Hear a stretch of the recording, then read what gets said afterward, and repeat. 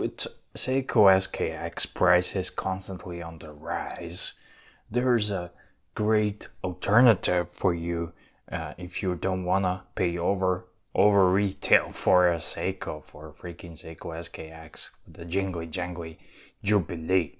So this is one of those alternatives. And the Seiko SKX came out in 1996, and year after, in 97, the arch rival Citizen came out with this ProMaster. This is ProMaster NY0040, and is it better than Seiko SKX? In many aspects, yes, and some no. But today we're gonna take a look at this watch, and you can decide for yourself. I'm just gonna briefly go through it, but I'm afraid this will be the case. One of those watches, if only I bought it before, because back in the days, a brand new SKX was around $150 all over the day on Amazon, and this one was cheaper alternative, $130. Nowadays, things are not the same. I haven't checked the prices lately, but they are both over retail. To me, the old school watch guy, this will be always a $100 used watch, and I bought this used. I wanted to review, and ever since I got into watches, I wanted to build the Holy Trinity: Seiko, SKX, Citizen, and Orient. Those days are long gone, and now I got this one. I think this is a great beater, great outdoorsy watch, especially on this Vario Zulu nylon band, which is rugged and sturdy, has a nice hardware, goes well with the brushed finish of this. And this is a very cheap, under 20 bucks, but one of the best Zulu bands. And if you find this cheesy, you can buy these without this. This is just a new feature they added, and I kind of think it works with Citizen. My buddy wanted to get this one, so I had black one. I gave it to him. He wanted the really green one, but no, I need the green one for the Citizen to perfectly match with the loom on this one. So the loom is kind of greenish on this watch, as opposed to Seiko SKX. Let's make this a little bit of a comparison. So the loom is kind of greenish without the glow. I think the loom on the Seiko SKX glows better. In the dark, it's much better. But the dial feature, the indices are nicely done here on this watch. They are framed this polished steel, and date is framed, and the dial is nice glossy black dial. That's something I always hated with Seiko SKX, the matte finish, almost gray dial. So the hands are the both shorties, and it doesn't matter. I think that they're both attractive. I cannot lollipop secondhand and everything to meet the specification of the ISO certified divers, and this is divers watch. It says so on the dial, and when it says divers, and that means it's ISO certified.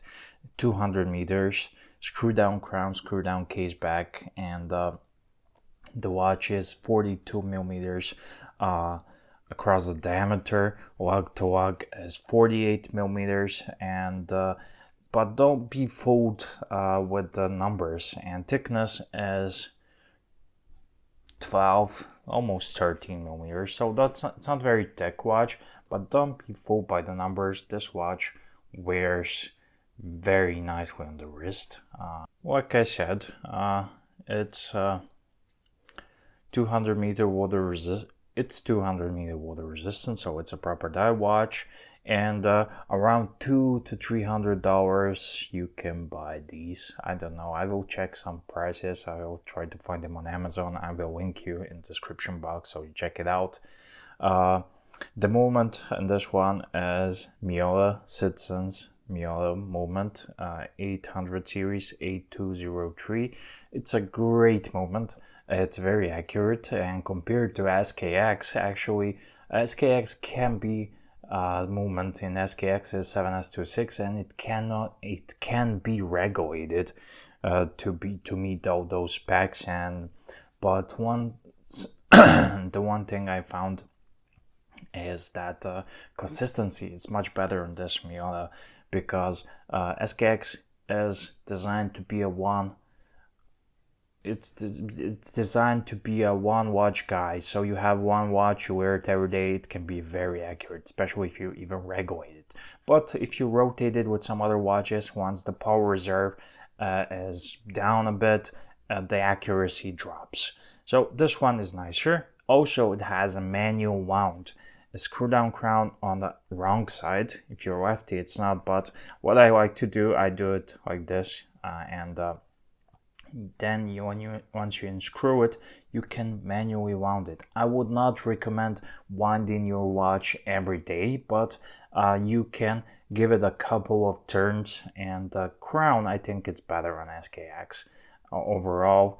As I'm not talking about comfort, but the feel and looks and everything. But I don't have any here issues with the crown. So do not wind your automatic watch every day. They are not designed to be wound every day. They are automatic, and you will damage the gear train and power train. So give it a couple of winds, just you don't have to shake it like a cocktail, like a bartender shakes a cocktail, so like SKX. But other than that, it's good. Bezel as a 60 click bezel. Seiko SKX has a 120 click bezel, and I love the SKX bezel. However, this one and this cutout here, it makes it look so utilitarian. You just leave it on the desk here. I have some other watches laying around, much more higher end and nicer and more expensive, and I place this watch, and I like these cutouts. So SKX bezel, it's awesome. This is 60 click bezel as opposed to 120 click bezel on the SKX.